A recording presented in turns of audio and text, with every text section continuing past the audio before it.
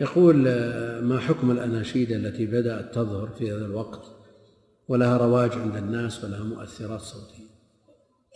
الشعر أنشد بين يدي النبي عليه الصلاة والسلام، لكن أهل العلم يشترطون لجوازه شروطا: أولا أن يكون لفظه مباحا، وأن لا تصحبه آلة، وأن يؤدى بلحون العرب، يعني كما أنشد بين يدي النبي عليه الصلاة والسلام، لا بلحون الأعاجم ولا أهل الفسق.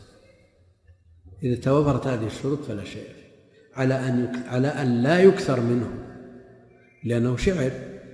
وقد جاء في الحديث الصحيح: لأن يمتلئ جوف أحدكم قيحا حتى يريه خير له من أن يمتلئ شعرا.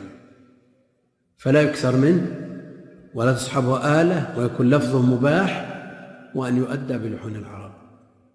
المؤثرات الصوتية قد تكون لا يوجد هناك آلات، لكن فيه تخليط لكلام البشر بحيث يصدر كأنه آلة، هذا يأخذ حكم الآلة، لأن العبرة بالمعنى.